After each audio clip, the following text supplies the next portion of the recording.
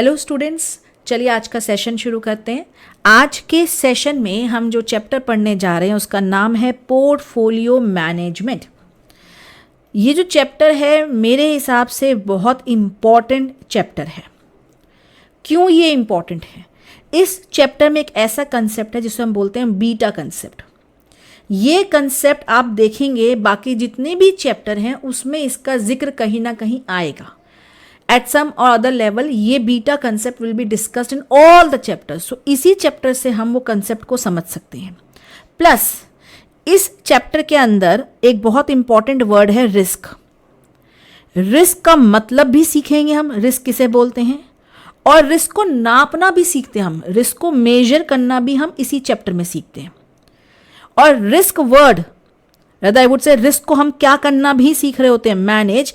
आपका पूरा का पूरा कोर्स, हर चैप्टर, चाहे डेरिवेटिव चैप्टर हो, चाहे फॉरेक्स हो, चाहे कैपिटल बजटिंग हो, चाहे पोर्टफोलियो हो, म्यूचुअल फंड हो, सिक्योरिटी वैल्यूएशन हो, हर चैप्टर बेसिकली रिस्क की ही बात करने वाला है। रिस्क किसे बोलते हैं, रिस्क को नापते कैसे हैं, रिस्क को कैसे हम कंट्रोल कर सकते हैं, रिस्क को कैसे हम खत्म कर सकते हैं, एलिमिनेट कर सकते हैं, क्या क्या स्ट्रेटजीज हैं, रिस्क को काबू में कैसे ला सकते हैं, रिस्क से कैसे बच सकते हैं। उसका एक वर्ड होता है हेजिंग। क्या कोई तरीका है जिससे रिस्क से अपने आप को हम प्रोटेक्ट कर सकते हैं, इंसुलेट कर सकते हैं। सो वहां तक पहुंचने से पहले, रिस्क को मैनेज करने से पहले, रिस्क को समझना, उसको नापना, मेजर करना हमें आना चाहिए। और वो इसी चैप्टर से हमें समझ आता है, पोर्टफोलियो मैनेजमेंट चैप्टर से। और पोर्टफोलियो मैनेजमेंट चैप्टर में एक इंपॉर्टेंट कंसेप्ट है बीटा। डिफिकल्ट नहीं है ये चैप्टर बिल्कुल भी, लेकिन ईजी की कैटेगरी में भी नहीं आता है।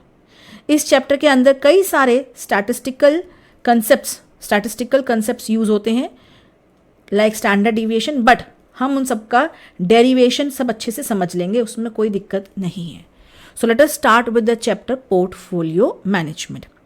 अब ये जो वर्ड है पोर्टफोलियो, इसका क्या मीनिंग है? पोर्टफोलियो देखो, अगर आप अपने फोटोज खिंचवाते हो अलग अलग एंगल से, अलग अलग पोजेज में, उसको भी पोर्टफोलियो बोलते हैं। अगर आप इंटरनेट पे टाइप करोगे पोर्टफोलियो तो उसमें वो भी डिस्क्रिप्शन आ जाएगा कि जब आप अपने अलग अलग फेशियल एक्सप्रेशंस, अलग अलग पोजेज में फोटो खिंचवाते हो तो उसको भी पोर्टफोलियो बोलते हैं। सो पोर्टफोलियो बेसिकली रिप्रेजेंट्स कलेक्शन। अब इस चैप्टर में पोर्टफोलियो का मतलब फोटोज नहीं है। इस चैप्टर में पोर्टफोलियो का मतलब है आपकी collection of investments. Collection of investments. अगर किसी व्यक्ति के पास पैसा है, कैपिटल है, किस व्यक्ति के पास, मान लीजिए आम जनता में से कोई व्यक्ति है, या कोई हाई नेट वर्थ इन्वेस्टर है, या कोई संस्था भी है, ऑर्गेनाइजेशन भी है, जिसके पास पैसा है, कैपिटल है, और वो उस कैपिटल को क्या करने की सोच रहा है, इन्वेस्ट करने की सोच रहा है। तो क्वेश्चन ये उठता है कि कोई भी व्यक्ति अपना पैसा, सारा पैसा जो वो इन्वेस्ट करने की सोच रहा है, क्या एक ही जगह पे इन्वेस्ट करना चाहता है या मल्टीपल जगहों पे इन्वेस्ट करना चाहता है? अगर वो मल्टीपल जगहों पे इन्वेस्ट करेगा तो भाई उसका तो फिर कलेक्शन ऑफ क्या बन जाएगा, इन्वेस्टमेंट। तो हम बोलेंगे उसने तो क्या क्रिएट कर लिया, अपना एक पोर्टफोलियो। आप अपना पैसा कहाँ कहाँ इन्वेस्ट कर सकते हो, लेट अस डिस्कस। आप अपना पैसा कहाँ कहाँ इन्वेस्ट कर सकते हो? सिंपल सी बातें करें, हम किसी कंपनी के शेयर्स में पैसा इन्वेस्ट कर सकते हैं। अगर आप किसी कंपनी के शेयर्स में इन्वेस्ट करते हो तो आप उस कंपनी के ओनर बन जाते हो, यहाँ ओनरशिप दर्शाता है। आप चाहो तो किसी कंपनी के डिबेंचर या बॉन्ड्स में इन्वेस्ट कर सकते हो, यहाँ आप मालिक नहीं बनते हो, आप लेनदार बन जाते हो, आप पैसा उधार दे रहे हो कंपनी को। आपको यहाँ ओनरशिप तो नहीं मिलेगी, लेकिन बंधी हुई कमाई मिलेगी, इंटरेस्ट। बेसिक थिंग्स है, छोटी छोटी बातें हैं। आप चाहो तो किसी प्रॉपर्टी में पैसा इन्वेस्ट कर सकते हो, आप चाहो तो गोल्ड में पैसा इन्वेस्ट कर सकते हो, आप चाहो तो बैंक्स के द्वारा निकाली हुई एफडीज या अलग स्कीम्स में इन्वेस्ट कर सकते हो, गवर्नमेंट के द्वारा निकाले हुए ट्रेजरी बिल्स, बॉन्ड्स में इन्वेस्ट कर सकते हो। आप चाहो तो इनोवेटिव इंस्ट्रूमेंट्स, और मैं बोलूं हाइब्रिड इंस्ट्रूमेंट्स में भी इन्वेस्ट कर सकते हो। मैम क्या मतलब इसका? कंपनियां, जितनी भी कंपनीज हैं, वो पैसा रेज करती हैं आइदर इक्विटी और आइदर डेट। या तो आप पैसा कंपनी को दे रहे हो और मालिक बन रहे हो, या आप कंपनी को पैसा देके लेंडर बन रहे हो, राइट? पर कंपनीज आजकल नए तरीके के हाइब्रिड इंस्ट्रूमेंट से भी पैसा रेज कर रही हैं, जिससे जो पैसा कंपनी में लगाएगा उसको थोड़ा बहुत ओनरशिप भी मिलेगा और साथ में बंधी हुई कमाई भी आएगी डिबेंचर होल्डर्स की तरह. So you will get both the benefits of ownership also as well as lender benefits also you will get. इस तरह के इंस्ट्रूमेंट्स जिसमें आपको दोनों तरह के हक पार्शली मिल रहे हों उन्हें बोलते हैं हाइब्रिड इंस्ट्रूमेंट्स. बेसिकली आम जनता से पैसा रेज करने के कई सारे माध्यम हैं. अब मैं अपना पैसा इसमें भी लगा सकती हूँ, इसमें भी लगा सकती हूँ, इसमें अलग अलग जगहों पे लगा सकती हूँ. तो क्वेश्चन उठता है, हम अपना पैसा एक जगह पे क्यों नहीं लगा देते, अलग अलग जगहों पे क्यों लगाते हैं, क्यों हम कलेक्शन ऑफ इन्वेस्टमेंट्स करते हैं, क्यों हम क्रिएट करते हैं पोर्टफोलियो. तो इन सब सवालों का जवाब इस चैप्टर से ही आपको मिलेगा. कौन से चैप्टर से? पोर्टफोलियो मैनेजमेंट, जहां you will learn why are we creating portfolio.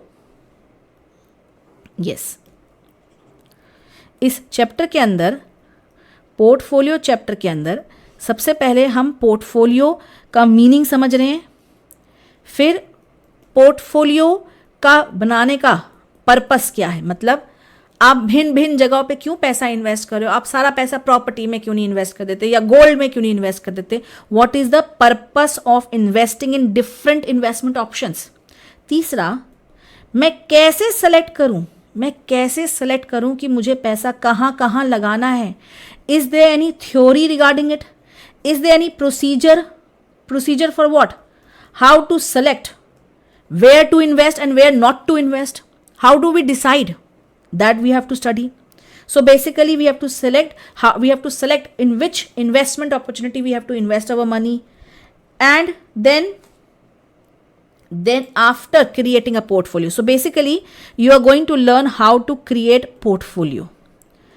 हम आपको अलग अलग तरह की थ्योरीज पढ़ाएंगे इसमें, जिसमें बताया जाएगा किस तरह से एक बेहतरीन पोर्टफोलियो बनाया जा सकता है. When I say बेहतरीन portfolio, what do I mean? कि जिस पोर्टफोलियो से आपको बहुत अच्छी रिटर्न आए, मैक्सिमम रिटर्न आए, और आपका रिस्क की तरफ ज़्यादा तगड़ा एक्सपोजर ना हो, आपका एप्रोप्रिएट एक्सपोजर हो रिस्क की तरफ. मैं ये नहीं कहूँगी कि मैं चाहती हूँ मेरा रिस्क कम हो जाए, नहीं, मैं चाहती हूँ मेरा रिस्क, क्योंकि रिस्क कम हो जाएगा तो हम सबको पता है रिस्क कम तो रिटर्न भी कम. मैं चाहती हूँ रिस्क की तरफ एप्रोप्रिएट एक्सपोजर हो और मैक्सिमम रिटर्न आए मेरे पैसे के ऊपर. ऐसा मुझे क्या बनाना है, एक तगड़ा वाला पोर्टफोलियो. तो ऐसे पोर्टफोलियो को बनाने के लिए हम थ्योरी सिखाएंगे आपको अलग अलग. एक बार पोर्टफोलियो बन गया तो काम खत्म हो गया? Answer is no. उस पोर्टफोलियो के अंदर जो आपने ये पोर्टफोलियो बनाया, इसको बार बार रीशफल करना पड़ेगा आपको, बार बार आपको इसको रीशफल करना पड़ेगा. कभी इस इन्वेस्टमेंट को आपको सेल ऑफ करना पड़ेगा, कोई नई इन्वेस्टमेंट के अंदर पैसा लगाना पड़ेगा. इस तरह से आपको अपने पोर्टफोलियो को क्या करना पड़ेगा भाई साहब, मैनेज. सो पोर्टफोलियो का मीनिंग तो अभी शुरू भी नहीं हुआ. पोर्टफोलियो का पहले मीनिंग समझना है, पोर्टफोलियो क्यों बनाया जाता है, पोर्टफोलियो में कैसे सेलेक्ट करते हैं कि कौन सी सिक्योरिटी में हम कौन सी जगह पे पैसा लगाएं, कौन सी जगह पे पैसा ना लगाएं, पोर्टफोलियो को कैसे मैनेज किया जाता है जिससे कि हमें मैक्सिमम रिटर्न आए मार्केट से और हमारा रिस्क की तरफ एक्सपोजर भी एप्रोप्रिएट हो. ये सब इस चैप्टर में हम पढ़ेंगे. पर उसको पढ़ने से पहले कम से कम 2 लेक्चर्स तक हम कुछ और पढ़ेंगे. फर्स्ट 2 लेक्चर्स हमारा फोकस कहीं और होगा. वो किस पे होगा वो सुनिए. मेरा फोकस अभी पहले के 2 लेक्चर्स में इस वर्ड के ऊपर होगा, शेयर्स. देखिए, पोर्टफोलियो के अंदर जब हम पोर्टफोलियो बनाते हैं, पोर्टफोलियो का मतलब क्या कि हम अपना पैसा अलग अलग जगहों पे इन्वेस्ट कर रहे हैं. तो जो हम इन्वेस्टमेंट्स करते हैं वो हम सिक्योरिटी में भी इन्वेस्ट कर सकते हैं. सिक्योरिटी का मतलब शेयर्स में भी इन्वेस्ट कर सकते हैं, मतलब इक्विटी में भी इन्वेस्ट कर सकते हैं, प्रेफरेंस इक्विटी में भी इन्वेस्ट कर सकते हैं, हम डेब्ट में भी इन्वेस्ट कर सकते हैं. हम अभी फिलहाल डेट की बात नहीं कर रहे, हम अभी शुरुआत में किसकी बात करने वाले हैं, शेयर्स की. पोर्टफोलियो बनाने का पर्पस, अल्टीमेट पर्पस क्या था आपका? अल्टीमेट पर्पस बस इतना सा था कि आपको रिटर्न ज़्यादा चाहिए और रिस्क क्या चाहिए, कम से कम. आप अपने पोर्टफोलियो में जो इन्वेस्टमेंट कर रहे हैं, यहाँ पे आते हैं वापस, आप अपने पोर्टफोलियो के अंदर जहाँ भी इन्वेस्टमेंट कर रहे हैं, चाहे यहाँ इन्वेस्टमेंट कर रहे हो, यहाँ इन्वेस्टमेंट कर रहे हो, यहाँ कर रहे हो, आपका मेन पर्पस तो क्या है कि भैया खूब सारा मेरे पैसे के ऊपर रिटर्न आए और रिस्क ना हो. रिस्क का मतलब भी नहीं पता, लेकिन हमें इतना पता है बोलने के लिए कि रिस्क कम से कम हो और रिटर्न क्या है हमारे को ज़्यादा। तो सबसे पहले हमें क्या सीखना होगा, अगर हम एक अच्छा पोर्टफोलियो बनाना है तो हमें सबसे पहले सीखना होगा कि सिक्योरिटी की रिटर्न कैसे कंप्यूट करते हैं एंड रिस्क कैसे कंप्यूट करते हैं। सबसे पहला हमारा स्टेप ये होगा। पहले के 2 लेक्चर्स इसी बात पे फोकस्ड रहेंगे। किस बात पे? कि सिक्योरिटी जब मैं बोल रही हूँ तो सबसे पहले मैं शेयर्स की ही बात कर रही हूँ यहाँ पे। तो एक शेयर्स में अगर आप पैसा लगाते हो, मैं बाकी सारी सिक्योरिटीज़ की बात नहीं कर रही हूँ, हम अभी सिर्फ शेयर्स की बात करने वाले हैं, क्योंकि पोर्टफोलियो में जो हमारी इन्वेस्टमेंट है वो हम कई जगहों पे इन्वेस्टमेंट कर सकते हैं, पर पहले हम सिक्योरिटी की बात करने वाले हैं। सिक्योरिटी हेयर मीन्स शेयर्स में जब हम पैसा लगाएंगे तो मैं यही चाहूँगी ना कि मैं उसी कंपनी का शेयर चूज़ करूँ जिस कंपनी से मुझको तगड़ी वाली रिटर्न आए और मेरा रिस्क का एक्सपोजर कम से कम हो। रिस्क मुझे ना उठाना पड़े तो और भी अच्छा, लेकिन रिस्क नहीं उठाऊंगी तो रिटर्न भी नहीं मिलेगी, ऐसा हमने सुन रखा है जनरल। अब फाइनल लेवल पे हम लोग हैं तो इतनी बेसिक बातें तो पता ही होती हैं कि हमें रिटर्न चाहिए ज़्यादा, रिस्क हो हमारा कम, बट ज़्यादा रिस्क कम भी नहीं करना चाहिए वरना रिटर्न भी गिर जाती है। तो ये रिस्क और रिटर्न को अब सिर्फ शब्दों में पढ़ना नहीं है, इसको हमें इसका मीनिंग भी समझना है, इसको नापना भी सीखना है, मेजर करना भी सीखना है। So step number 1 of today's lecture is how to measure return of an individual security. How to measure return of an individual security, ये मेरा पहला पोर्शन है आज के लेक्चर का। तो शुरू करते हैं आज का लेक्चर ऑन कंसेप्ट। कौन सा कंसेप्ट पढ़ने की कोशिश करेंगे हम? सिंगल सिक्योरिटी पे रिटर्न कैसे नापा जाता है। फिर हम जाएंगे आराम आराम से किसके ऊपर, रिस्क कैसे नापते हैं, रिस्क का मतलब क्या होता है। रिस्क एक ऐसा शब्द है जो आप समझ लीजिए अब अगले 200 घंटों तक पढ़ाते समय ये वर्ड मेरा फेवरेट वर्ड होने वाला है, रिस्क। पूरा का पूरा कोर्स ही किस वर्ड पे फोकस्ड है? रिस्क के ऊपर। सो रिस्क को लेके तो हमें बहुत अच्छे से समझना होगा। और रिटर्न सबसे पहले कि मैं कौन सी कंपनी का शेयर खरीदूंगी, ये मैं कैसे डिसाइड करूंगी? जिस कंपनी के शेयर्स के ऊपर रिटर्न मुझे क्या है अच्छे से, तो रिटर्न कैसे नापा जाता है। Let us start this thing. Yes, please observe concept of return. अब यहाँ पे मैंने एक छोटा सा एग्जाम्पल लिया है, प्लीज़ ध्यान से एग्जाम्पल को सुनिएगा और रिटर्न कैसे नापते हैं उसका फॉर्मूला भी बन जाएगा। एक मिस्टर ए हैं, उनके पास 100 रुपये हैं और वो 100 रुपये इन्वेस्ट करने की सोच रहे हैं XYZ शेयर्स में। XYZ कंपनी के शेयर्स में वो पैसा लगाने की सोच रहे हैं। और जो भी मैं यहाँ इन्फॉर्मेशन दे रही हूँ ये सारी इन्फॉर्मेशन फोरकास्टेड है। भाई पैसा लगाने की सोच रहे हैं तो उनको जानना ज़रूरी है ना कि उस पैसे के ऊपर मुझे रिटर्न कितनी मिलेगी। तो मिस्टर ए जानना चाहते हैं कि अगर वो अपना कैपिटल, अपनी लागत लगा दें इस कंपनी में, 100 रुपये लगा दें, तो उसके ऊपर उनको कितनी रिटर्न मिलेगी। तो जो भी मैं यहाँ इन्फॉर्मेशन बता रही हूँ वो फ्यूचर को लेकर है। तो फ्यूचर को लेकर तो आप फोरकास्टिंग ही कर सकते हो, प्रिडिक्शन ही कर सकते हो। फिलहाल ये शेयर आज की तारीख में इस शेयर का प्राइस है 100 रुपया। आज ये शेयर कितने का है? 100 रुपये का। तो इनको 100 रुपये लगाने पड़ेंगे इस शेयर में। ये शेयर आज से कुछ समय बाद, over a period of time, please focus on this word, over a period of time, कुछ समय बाद, अब कुछ समय 3 महीने भी हो सकता है, 6 महीने भी हो सकता है, 9 महीने भी हो सकता है, कुछ समय बाद ये शेयर जो है हम फोरकास्ट कर रहे हैं कि 130 रुपये का बिक रहा होगा। तो इसका मतलब ये शेयर जो है कुछ समय बाद 130 रुपये का होगा। ये क्या है? Share price over a period of time. अब मेरा पहला क्वेश्चन है कि अगर मिस्टर ए इस शेयर में पैसा लगाते हैं तो उनको क्या रिटर्न मिलेगी। रिटर्न का क्या मतलब होता है? रिटर्न का मतलब होता है कैश इनफ्लोज उनको क्या मिलेंगे इन फ्यूचर ऑन इन्वेस्टमेंट। सिंपल सा मीनिंग है, भाई मैं पैसा लगा रही हूँ तो मुझे जानना है ना कि उस पैसे के ऊपर मुझे क्या पैसा मिलेगा फ्यूचर में। What will be my cash inflows. 100 रुपये पे 100 रुपये मिले तो क्या मिला? कुछ नहीं मिला। 100 रुपये से ऊपर जो भी मिलेगा वो मेरा रिटर्न है, ठीक है ना। तो 100 रुपये, सिंपल बातें हैं, फिर धीरे धीरे कॉम्प्लिकेट हो जाएंगी। 100 रुपये का शेयर आज से कुछ समय बाद कितने का होने की संभावना? 130 रुपया। तो इसका मतलब कहना है इसे मुझे 30 रुपये का, मुझे क्या, ये मिस्टर ए को 30 रुपये का फ़ायदा होगा। मिस्टर ए को 30 रुपये का क्या होगा फायदा, अगर वो इस कंपनी के शेयर में पैसा लगाते। ये कैश इनफ्लो उनको मिलेगा फ्यूचर में अपनी लागत के ऊपर। इस 30 रुपये को प्लीज कोई नाम दीजिए। ये 30 रुपये जो मिल रहा है, क्या ये डिविडेंड इनकम है? नहीं, ये तो लगाई हुई लागत का वैल्यू बढ़ रही है। कहना इससे ये मेरा कैपिटल क्या हो रहा है? एप्रिशिएट। और अगर मैं आपसे कहूं कि इस शेयर के ऊपर डिविडेंड मिलता है, इंटरेस्ट मिलता है, डिविडेंड मिलता है, इस शेयर के ऊपर ड्यूरिंग दिस पीरियड 20 रुपये का डिविडेंड भी मिला। सो डिविडेंड जो प्राप्त हुआ इस शेयर के ऊपर वो हुआ 20 रुपये का। तो इस शेयर के ऊपर मुझे क्या क्या, मिस्टर ए को क्या क्या मिल रहा है अगर वो अपना पैसा लगाते हैं? What cash inflows he will receive in future on this investment.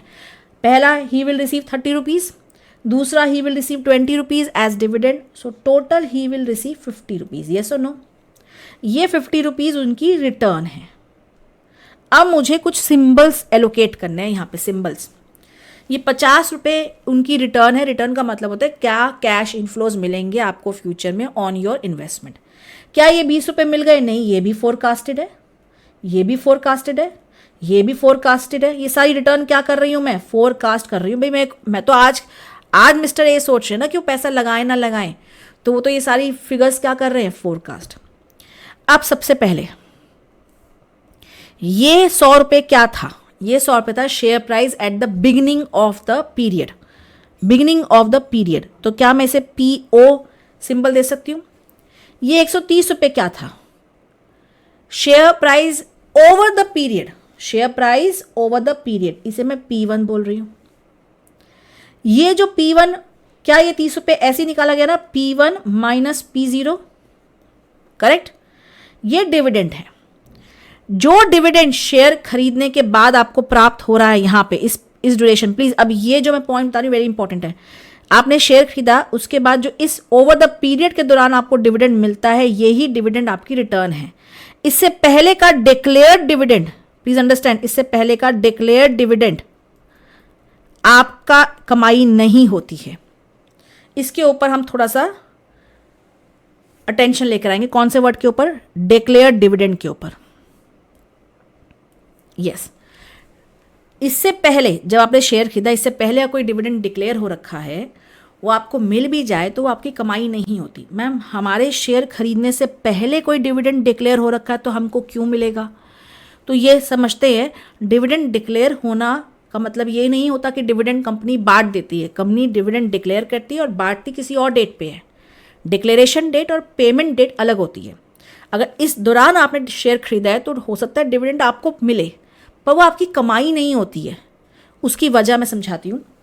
देखिए, मान लीजिए यहाँ पे डिविडेंड बनता था 20 रुपये, ठीक है।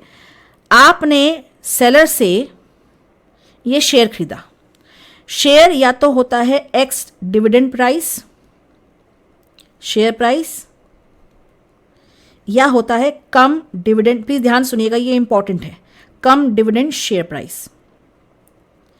आपने ये 100 रुपये का शेयर, अगर आपको ये 20 रुपये का डिविडेंड रिसीव नहीं होगा तो आप 100 रुपये पे करेंगे सेलर को खरीदते समय। ये हो गया 100 रुपया, कौन सा वाला price? X dividend share price, जिसमें डिविडेंड नहीं जुड़ा हुआ। लेकिन ये डिविडेंड जब डिक्लेयर हुआ था उसके बाद आपने खरीदा ये शेयर और डिविडेंड पे होगा यहां पे, डिविडेंड यहां पे होगा, तो ये डिविडेंड आपको रिसीव होगा। तो आप सेलर को सिर्फ 100 रुपये नहीं देंगे, क्योंकि ये डिविडेंड बनता तो सेलर का था। जब ये डिविडेंड डिक्लेयर हुआ था तब ये सेलर के पास था ये शेयर, आपने उसके बाद खरीदा। पेमेंट डेट से, ये पेमेंट डेट है मान लीजिए, पेमेंट डेट से पहले खरीद लिया। मैं भी आपको समझाऊंगी, रिकॉर्ड डेट समझाऊंगी, एक्स डिविडेंड क्या कहते हैं, एक्स डिविडेंड डेट समझाऊंगी। इस चार्ट हम समझेंगे, अभी इनिशियल स्टेज पे समझिए। डिविडेंड डिक्लेयर हुआ और ये डिविडेंड पेमेंट की डेट है। ये देखिए ज़रा, ये डिविडेंड पे करने की डेट है और ये डिविडेंड डिक्लेयर हुआ। जब डिविडेंड डिक्लेयर हुआ, सिर्फ अनाउंसमेंट हुई थी, तब ये शेयर सेलर के पास था, मिस्टर बी के पास था शेयर। आपने डिविडेंड पेमेंट से पहले ये शेयर खरीद लिया, तो अब डिविडेंड आपको मिलेगा। लेकिन आपने इस शेयर के ऊपर, क्योंकि ये डिविडेंड बनता था किसका, सेलर का, पर खरीदा आपने पेमेंट से पहले, तो सेलर अब 100 रुपये में आपको ये शेयर नहीं बेचेगा, वो 100 रुपया प्लस 20 रुपया और भी लेगा, तो 120 रुपया आप उसको दोगे, क्योंकि वो कह रहा है कि ये भैया मैं तो तुम्हें जो शेयर दे रहा हूँ इस पर डिविडेंड मेरा बनता है, प्राप्त तुमको हो रहा है लेकिन डिक्लेयर तो मेरे ड्यूरेशन में हुआ था, तो 120 रुपया आप उसको दोगे और आपको ये 20 रुपये का डिविडेंड मिल जाएगा। तो 120 रुपये दिए, 20 रुपये आपको प्राप्त हो गए कंपनी से डिविडेंड के नाम पे, तो अल्टीमेटली आपका जेब से गया तो कितना, 100 रुपया। तो ये 20 रुपये आपकी कमाई थोड़ी हुई। आप 120 रुपया दे के 20 रुपया वापस पा लेते हो, 20 रुपये देते हो वापस ले लेते हो, तो ये कमाई थोड़ी हुई आपकी। This is not your income, this is not your income, ये आपकी कमाई नहीं है, क्योंकि 20 रुपया आप दे रहे हो और वापस ले रहे हो, तो this is not your return. अब यहां पे वापस आते हैं, थोड़ा डेट्स के बारे में समझते हैं। ये वो डेट थी जहां पे डिविडेंड डिक्लेयर हुआ था, ये वो डेट है जहां पे आपको डिविडेंड प्राप्त हुआ, लेकिन ये आपकी कमाई नहीं है। कमाई आपकी वही वाली डिविडेंड है जो ओवर द पीरियड, जब आपने ये शेयर रखा हुआ था तब आपके ओवर द पीरियड आपके सामने ये डिविडेंड क्या किया जाए, डिक्लेयर किया जाए, तो वो आपकी कमाई में इंक्लूड होगा। क्योंकि अगर आपने पहले से डिविडेंड डिक्लेयर्ड शेयर खरीदा एक्स डिविडेंड डेट प्राइस से पहले, डेट से पहले, तो हम ये वाला दाम सेलर को पे करते हैं, कम डिविडेंड प्राइस पे करते हैं, तो ऑटोमेटिकली ये कमाई आपकी हुई ही नहीं। यहाँ तक क्लियर हो गया। तो डिविडेंड आपकी कमाई कौन सी वाली मानी जाएगी, जो over the period dividend declare होता है, जब आप शेयर खरीद लेते हैं वही आपकी कमाई मानी जाती है। तो मैं इसको भी एक सिंबल देना चाहती हूँ, ये मेरा डिविडेंड है ओवर द, ये मेरा डिविडेंड है over the period of time, correct, ये मेरा डिविडेंड है over a period of time. और जो डिविडेंड पहले डिक्लेयर हुआ था उसको मैं D0 बोल रही हूँ, उसे मैं बोल रही हूँ D0 dividend eight the beginning of the period. ये डिविडेंड मेरा डिविडेंड कमाई के तौर पे नहीं माना जाना चाहिए, वो मैंने आपको एक्सप्लेन किया है, यही मेरी कमाई है। सो कैन आई से लाइक दिस नाउ दैट सबसे पहले मुझे मेरे शेयर पे रिटर्न के नाम पे कैपिटल एप्रिसिएशन मिल रहा है, P1 माइनस P0, साथ में डिविडेंड मिल रहा है, D1 मेरी कमाई है, dividend over a period of time. अब थोड़ा सा क्लैरिटी के लिए हम लोग इस कंसेप्ट को भी समझते हैं, what is dividend declaration, dividend payment date and ex dividend date. क्या होता है, कंपनी डिविडेंड डिक्लेयर करती है, प्लीज ध्यान सुनिएगा, कंपनी डिविडेंड डिक्लेयर करती है, कंपनी डिविडेंड पे करती है, ये दोनों डेट्स अलग अलग होती हैं। कंपनी ने डिविडेंड डिक्लेयर किया लेटर से 1 जुलाई को और पे करेगी वो 17 जुलाई को, ठीक है। अब इस बीच में एक रिकॉर्ड डेट होता है, रिकॉर्ड डेट, ये रिकॉर्ड डेट कंपनी अनाउंस करती है, 15 जुलाई record date, record date, please understand, record date. ये वो डेट होती है, इस दिन तक जो भी कंपनी के रजिस्टर में, बुक्स में नाम जिन शेयर होल्डर्स का होगा उन्हीं को ये वाला डिविडेंड प्राप्त होगा।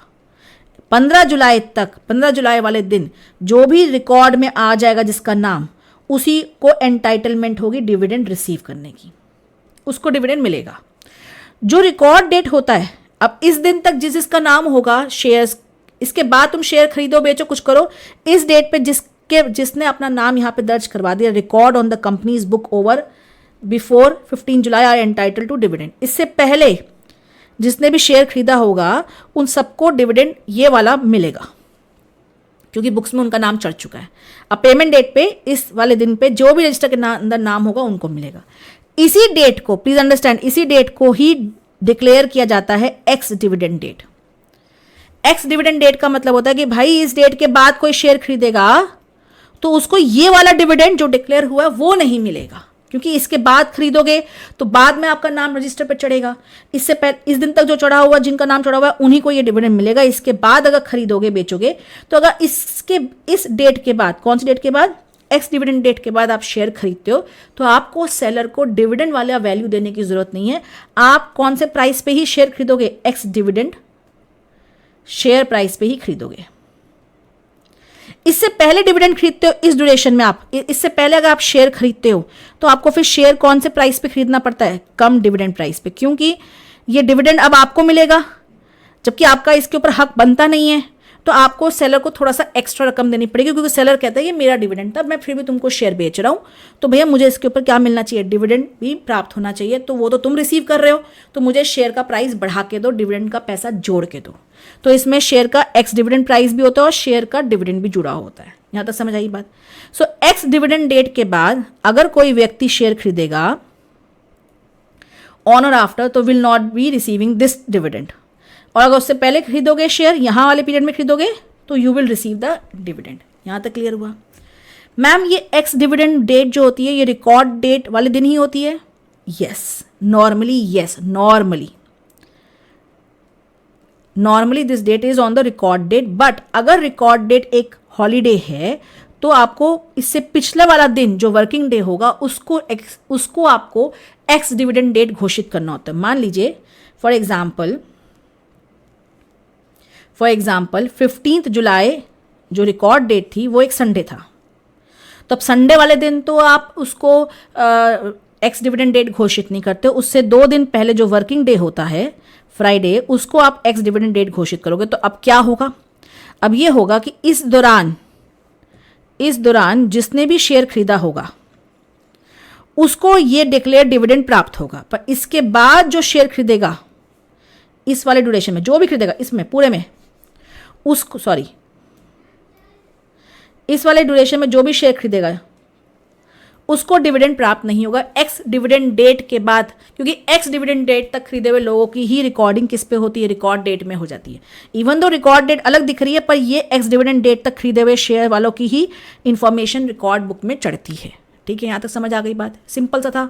सो एक्स डिविडेंड डेट के बाद खरीदो या पहले खरीदो, सीधा सा बात है। मैं अपने कंसेप्ट पे वापस आ रही हूँ। मेरे कंसेप्ट के हिसाब से आपकी कमाई कौन सा वाला डिविडेंड होगी?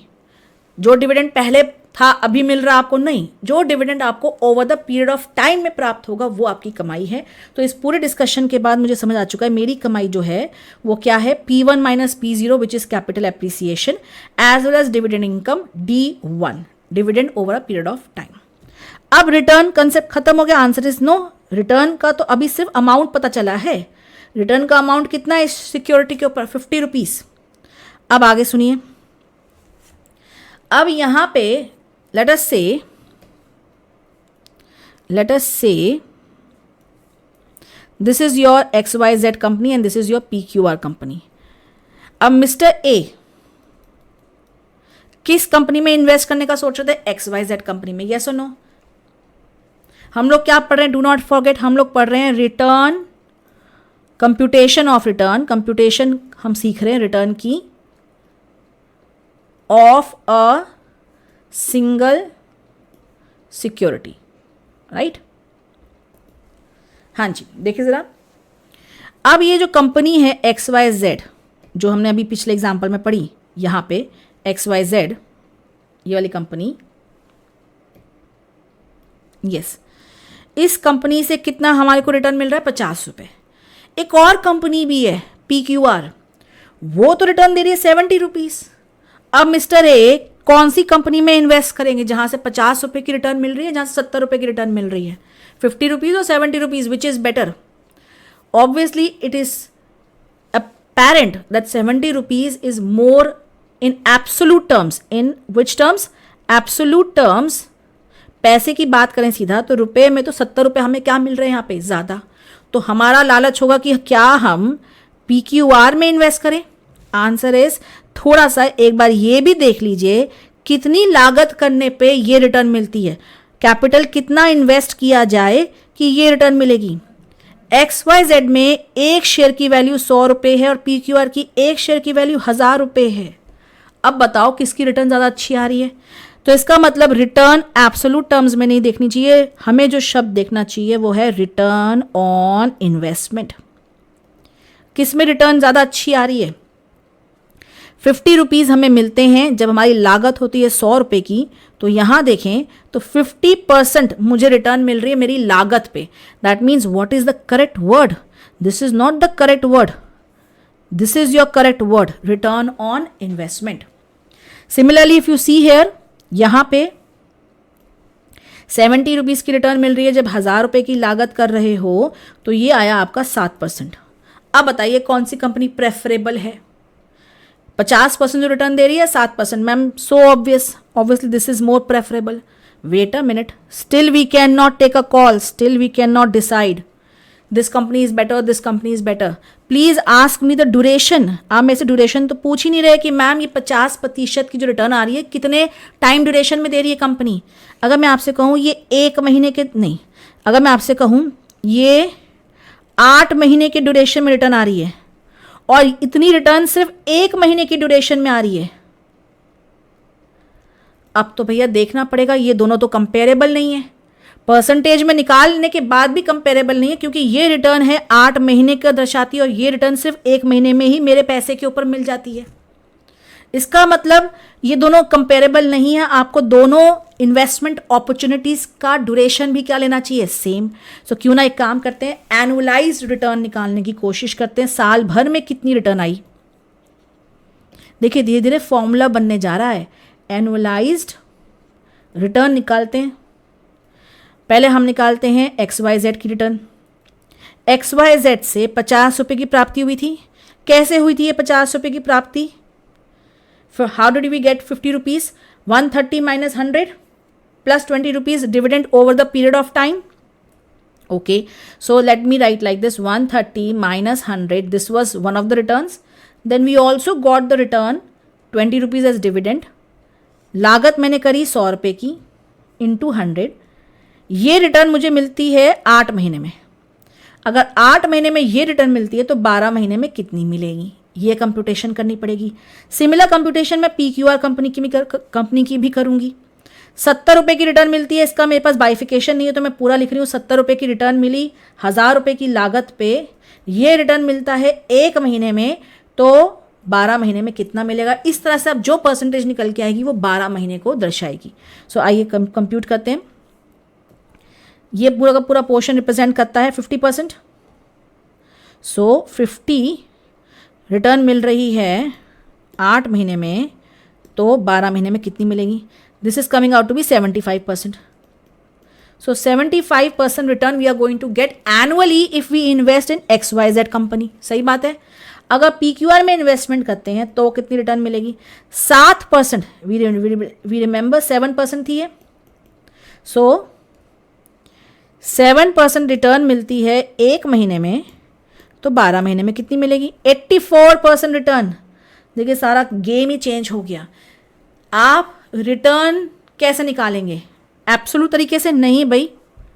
क्या आप रिटर्न ऑन इन्वेस्टमेंट निकालेंगे? सही बात है, लेकिन इसको पूरा बोलो. आपको हमेशा एनुअलाइज रिटर्न ऑन क्या निकालना चाहिए? Investment. This is the correct way of computing the return. क्या मेरा सिखाने का प्रोसेस था? देखिए बिल्कुल बेसिक बातें हैं, जनरल बातें हैं, ठीक है, लेकिन ये जनरल बातें धीरे धीरे इतनी कॉम्प्लिकेट होने वाली हैं अभी. पर जनरल बातों में क्लैरिटी होनी चाहिए बिल्कुल. सबसे पहले का डिविडेंड चाहे प्राप्त भी हो वो आपका नहीं है, क्योंकि उसका अगर आपको प्राप्त हो रहा है इसका मतलब आपने कौन सा प्राइस पे किया होगा? कम डिविडेंड प्राइस पे किया होगा. सबसे पहली बात. दूसरा, रिटर्न का क्या मतलब होता है? रिटर्न का मतलब होता है कैश इनफ्लोज इन फ्यूचर. जो आपको कैश इनफ्लोज आएंगे आपकी लागत के ऊपर फ्यूचर में. हमेशा एक शेयर्स के ऊपर बात करें. मैं डिबेंचर्स की बात नहीं कर रही, मैं बॉन्ड्स की बात नहीं कर रही. डिबेंचर्स पे शेयर्स पे आपको क्या मिलता है? शेयर्स पे डिविडेंड मिलता है, प्लस शेयर का वैल्यू बढ़ती है over a period of time. मेरा कैपिटल क्या हो रहा है? एप्रिशिएट. ये भी मेरी कमाई है. 100 रुपये लगा के 130 रुपये मिलेंगे अगर शेयर बेचूंगी तो 30 रुपये कमाई है. सो यहाँ पे अगर वापस आए तो मैं एक फॉर्मूला बनाना चाहती हूं. इसको देखकर क्या फॉर्मूला बनेगा? Please focus. What was 130? Was it share price in the beginning और over the period of time? Over the period of time. Minus what is 100 rupees? Share price at the beginning of the period. Plus what is 20? Is it dividend? क्या ये dividend पहले का है या over a period of time? Over a period of time. Upon 100 into 100 percentage आ गया. इसके बाद into, इसकी जरूरत नहीं है, इंटू 12 मंथ्स का मुझे एनुअलाइज रिटर्न चाहिए और कितने महीने में ये रिटर्न मिली उसको नीचे लिखना है. ये मेरा है फॉर्मूला किस चीज का? Annualised return on my holding on my investment. So and of the story conversation, पूरी कन्वर्सेशन का नेट रिजल्ट क्या आया कि हमें रिटर्न सबसे पहले एब्सोल्यूट नहीं देखनी है, हमको रिटर्न रिलेटिवली देखनी है, हमें ड्यूरेशन भी सेम लेके चलना है, और डिविडेंड का तो क्लैरिटी आई चुकी है हमें. ठीक है, अब ये जो फॉर्मूला है, ये जो फॉर्मूला मैं एक बार और लिखना चाहती हूँ, एक बार और प्लीज देखिए जरा, एक बार और फॉर्मूला देखिएगा. क्या फॉर्मूला था? एक तो हमें डिविडेंड मिलता है कमाई के तौर पे, राइट? हमें कमाई के तौर पे क्या मिलता है? डिविडेंड. डिविडेंड इनकम है हमारी शेयर्स के ऊपर, मैं तो सिर्फ शेयर्स की बात कर रही हूँ अभी. प्लस हमें कैपिटल एप्रिसिएशन मिलता है, कैपिटल एप्रिसिएशन जो मिलता है P1 minus P0 upon initial investment. ये 100 रुपीज़ क्या था?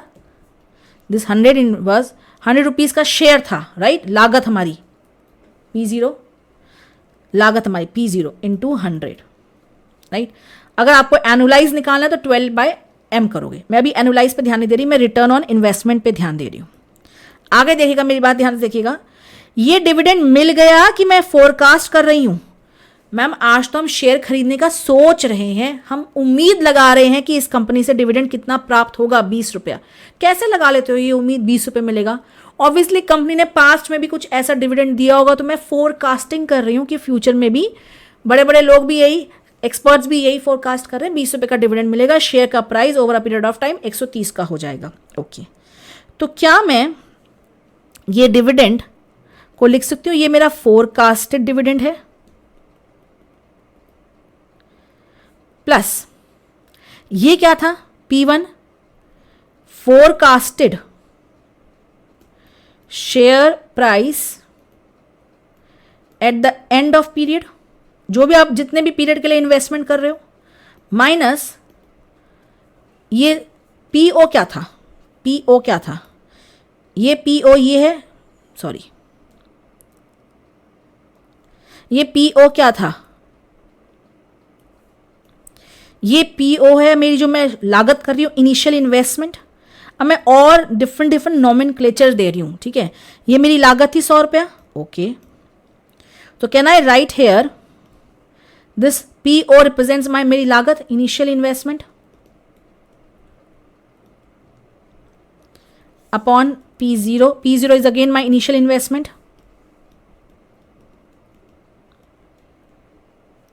Basically into 100. Can I say this represents dividend, income, and this represents capital appreciation? Correct? करना क्या चाह रही वो देखिएगा प्लीज. मैं करना ये चाह रही हूं कि क्या है कि बुक में फॉर्मूला इस तरह से भी दे रखा होता है. किस तरह से? फोरकास्टेड, ध्यान दीजिएगा प्लीज. फोरकास्टेड डिविडेंड को तो मैंने ऐसे ही लिखा, ठीक है, प्लस फोरकास्टेड, अब मैं कैपिटल एप्रिसिएशन लिख रही हूं, तो फोरकास्टेड शेयर प्राइस क्या होगा eight the end of period, right? Minus, अब मैं यहां पे माइनस की जगह यहां पे देखिएगा, क्या ये मैथमेटिकली सही दिख रहा है कि नहीं दिख रहा, देखना, अपॉन इनिशियल इन्वेस्टमेंट, यहां मैंने लिखा -1. क्या ये मैंने सही लिखा है कि नहीं लिखा? देखिएगा जरा, क्या ये मैंने सही लिखा कि नहीं लिखा? ये -1 यहां लिखा है मैंने. अगर मैं यहां से पूरा LCM लूं तो यहां पे आके ये इनिशियल इन्वेस्टमेंट ही हो जाएगा ना. अगर मैं इसे खोलूं तो ये क्या होगा? Forecasted dividend, forecasted dividend, please observe. अगर मैं, ये फॉर्मूला बेसिकली रिटर्न का फॉर्मूला है, यहां पे देखिएगा ये रिटर्न का फॉर्मूला है. Forecasted dividend plus share price at the end of the period upon initial investment -1. अगर मैं इस फॉर्मूले को खोलूं तो ये फॉर्मूला ऊपर वाला फॉर्मूला ही बनेगा. देखिएगा, छोटी सी बात है बिल्कुल. Plus forecasted share price at the end of the period. अब मैं पूरा LCM ले रही हूं किसका? इनिशियल इन्वेस्टमेंट का.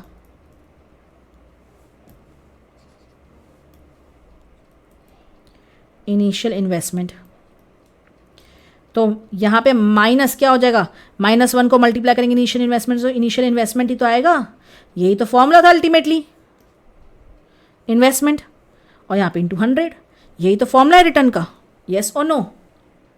पर कई बार यहाँ पे क्या भी लिखा होता है, -1, -1 is, so basically either this formula और this is the full formula, or you can use this denominations, anything can be used, question can use any of the nomenclature. You have to be very clear, very simple thing, that return on an investment comprises of the two portions. सबसे पहले capital appreciation and दूसरा dividend. Capital dividend में मैंने बता दिया, जो dividend initially मिल रहा है, 0 पीरियड में मिल रहा है, जब आप खरीद रहे हैं, वो डिविडेंड आपका होके भी आपका नहीं है, क्योंकि आपने उसके लिए पैसा दिया होगा। अगर आपको मिल रहा है, इसका मतलब आपने शेयर खरीदते समय कौन सा प्राइस दिया होगा, कम डिविडेंड प्राइस दिया होगा, तो जो प्राइस आप दे चुके वही प्राप्त करके आपको क्या मिल रहा है, आप जो डिविडेंड मिलेगा over the period of time, वही आपकी इनकम होगी, नंबर 1।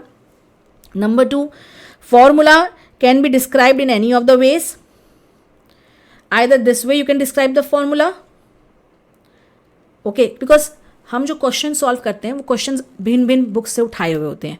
कभी तो वो ये फॉर्मूला लिखा होता है, कभी ये वाला फॉर्मूला लिखा होता है। Forecasted dividend, forecasted share price at the end of the period divided by initial investment -1 × 100। Is it clear? चलिए अब जो हैंड आउट दे रखा है उसमें एक क्वेश्चन देखते हैं हम लोग। हाँ जी, ये सब रीडिंग भी अभी कर लेते हैं, पर पहले आप क्वेश्चन देखिए ज़रा। Calculation of return of a single security, evaluating return from listed security. Suppose a share of X Limited is currently selling at 12. So currently selling, this is my initial, if I buy this share, this will, ये मेरी क्या होगी, initial investment. An investor who is interested in the share anticipates the company will pay a dividend of 0.50 in the next year. So भाई वो anticipate कर रहा है, मतलब वो क्या कर रहा है, फोरकास्ट कर रहा है। क्या फोरकास्ट कर रहा है कि भैया डिविडेंड कितना मिलेगा, 0.50 नेक्स्ट ईयर। तो ये ऑलरेडी 1 साल की बात हो रही है। Moreover he expects to sell the share, वो उम्मीद कर रहा है कि शेयर कितने का बिक जाएगा, ये forecasted share price at the and हो गया। आफ्टर 1 ईयर ऑलरेडी ये एनुअलाइज रिटर्न ही चल रही है। The expected return from investment in the share will be computed how, very simple. कितना डिविडेंड मिलने वाला आपको, कितना डिविडेंड मिलेगा, डिविडेंड मिलेगा 0.50। क्या आपको कैपिटल एप्रिसिएशन होने वाला है उसका, या तो फॉर्मूला, ये वाला फॉर्मूला यूज करो जो अभी सिखाया। फोरकास्टेड कितना शेयर प्राइस एंड में होने वाला है, 17.50 अपॉन इनिशियल इन्वेस्टमेंट 12 -1। अगर आप ध्यान से देखो, सो 0.50 प्लस 17.50, अब एलसीएम लोगे तो 12 आएगा यहाँ पे, upon 12। This thing represents your क्या, कैपिटल एप्रिसिएशन। 12 रुपये की लागत करते हो और 17 रुपये 50 पैसे का शेयर हो जाता है 1 साल बाद, राइट। सो आपको यहाँ पे बेनिफिट हो रहा है, राइट, और यहाँ पे आपको डिविडेंड इनकम हो रही है। सो ये अगर आप कंप्यूट कर लोगे तो आपका ये आ रहा है 50%। सो 0.5 50% इंटू 100 करना पड़ेगा। इंटू 100 नहीं करोगे तो 0.5 आएगा, इंटू 100 करोगे तो परसेंटेज में आएगा। Is it clear? तो ये है रिटर्न, जिसमें फॉर्मूला के प्रेजेंटेशन पे ही हमने टाइम डिवोट किया, otherwise concept was very simple. Let us do one more conceptual question of return only. So our focus is now on computation of return of listed security. Now please observe concept problem number 1। ये concept problem जो है ये भी आपका return के ऊपर ही है। Okay, so let us give reading to this question. Question कह रहा है कि the dividend per share and market price per share, dividend और market price per share AB corporation का during the last few years are listed below. So पिछले कुछ सालों का, लास्ट फ्यू ईयर्स का आपको इन्फॉर्मेशन दे रखा है। 2 इन्फॉर्मेशन दे रखी है, डिविडेंड पर शेयर दे रखा है और मार्केट प्राइस पर शेयर दे रखा है। क्या ये फोरकास्टेड इन्फॉर्मेशन है? नहीं, ये फोरकास्टेड इन्फॉर्मेशन नहीं है। हमें पास्ट की इन्फॉर्मेशन दे रखी है कि इस कंपनी से क्या डिविडेंड मिला था, इस कंपनी का हर साल क्या क्या प्राइस रहा था शेयर का। क्वेश्चन कह रहा है कंप्यूट एनुअल रिटर्न, हर साल की रिटर्न निकालो, और कुछ एक्सपेक्टेड रिटर्न निकालने की बात भी कर रहा है। एक्सपेक्टेड रिटर्न अभी तक मैंने पढ़ाया नहीं है, इसी क्वेश्चन में पढ़ाऊंगी एक्सपेक्टेड रिटर्न। पर पहले हमें कहा गया है एनुअल रिटर्न निकालो, हर साल की रिटर्न। पहला क्वेश्चन, रिटर्न तो हमको पता ही है, शेयर रिटर्न डिविडेंड होता है और शेयर रिटर्न कैपिटल एप्रिसिएशन है, डेप्रिसिएशन जो होता है। क्या मैं रिटर्न रुपीज़ में निकालूं परसेंटेज में? रिटर्न निकालना है तो रिटर्न ऑन इन्वेस्टमेंट निकालनी चाहिए, चाहे क्वेश्चन मेंशन करे ना करे। दूसरा, रिटर्न जो भी निकालो वो एनुअलाइज्ड होनी चाहिए, ठीक है। तो हर साल की रिटर्न निकालनी है मुझे ऑन इन्वेस्टमेंट, चाहे वो मेंशन करे ना करे, ओके। अब क्वेश्चन में ईयर 0 दे रखा है, year 1, 2, 3 and 4 and 5, okay. Year 0 का क्या मतलब है? ईयर 0 का मतलब है the year eight the beginning of the period. जिस भी पीरियड की आप जिस भी टाइम ड्यूरेशन का ले रहे हैं, उस टाइम ड्यूरेशन का पहले का बिगिनिंग का period, year eight the beginning of the period. तो उस समय जो डिविडेंड मिल रहा है, यहाँ पे डिविडेंड पे ध्यान दीजिएगा, इस साल का जो डिविडेंड है वो 1.75 है। जब शुरुआत में आपको बिल्कुल 0 पीरियड में डिविडेंड मिलता है, वो डिविडेंड आपका होता ही नहीं है। अगर आपको मिल भी रहा है, मैंने आपको समझा रखा है, ये डिविडेंड अगर आपको मिला भी है तो इसके लिए आपने पहले पे भी कर रखा है, आपने कम डिविडेंड प्राइस शेयर प्राइस पे शेयर खरीदा होगा, तो ये आपकी कमाई नहीं है। जब आप शेयर खरीदते हो उस समय अगर आपको कोई डिविडेंड हाथों हाथ मिल रहा है तो वो आपकी कमाई नहीं है। Over a period of time जो आपको डिविडेंड मिलेगा वो आपकी कमाई है, वो आपकी रियल इनकम है, ओके। अब मुझे हर साल की रिटर्न निकालना है, तो मैं कैसे निकालूंगी इसको देखिए ज़रा, क्वेश्चन को सॉल्व कैसे करेंगे। सबसे पहले हम लोग इस क्वेश्चन के अंदर एक टेबल बनाएंगे। हर चीज़ जितना हो सके आपको, ये प्रैक्टिकल पेपर है, हर चीज़ जितना हो सके आप उसको बनाइए टेबल में, ठीक है। अब इसके बाद मुझे क्या क्या चाहिए, मुझे 5 साल की इन्फॉर्मेशन दे रखी है, तो सबसे पहले मुझे कई सारे कॉलम्स बनाने होंगे। किस चीज़ के कॉलम्स? मैं ये ऊपर 2 ऐसे क्यों बनाती हूँ, क्योंकि कॉलम 1, 2, 3, 4, 5 लिखना होता है और फिर हर कॉलम में कौन कौन से कॉलम ऐड लेस किए वो भी मेंशन करना होता है। सबसे पहले मैं ईयर लिखूंगी, कौन सी ईयर की बात हो रही है, मुझे 5 सालों का निकालना है, ठीक है। तो इसका मतलब मेरा पहला साल ईयर 1 होगा, तो मैं यहाँ पे ऐसे मेंशन करती हूँ। यहाँ पे मैं लिखूंगी ईयर और यहाँ पे होगा ये first year, second year, third year, fourth year and fifth year. So 5 साल का मुझे यहाँ पे वो बनाना है, ठीक है। तो मैं क्या करूँगी इसके बाद 5 साल का,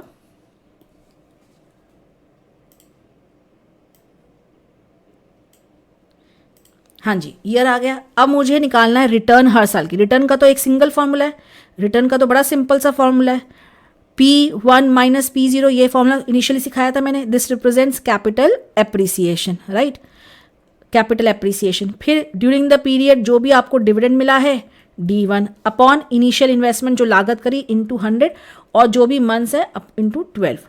तो इसमें मुझे एक तो चाहिए P0, that is initial investment, base initial investment कह लीजिए, या जिस भी पीरियड की बात हो रही है उस पीरियड में शेयर प्राइस क्या था eight the beginning of the period, this is initial investment बोल लीजिए। या क्या मैंने बताया था आपको, ये क्या है P0 क्या है, share price at the beginning of period, right, ये बताया था मैंने, बिगिनिंग ऑफ द पीरियड।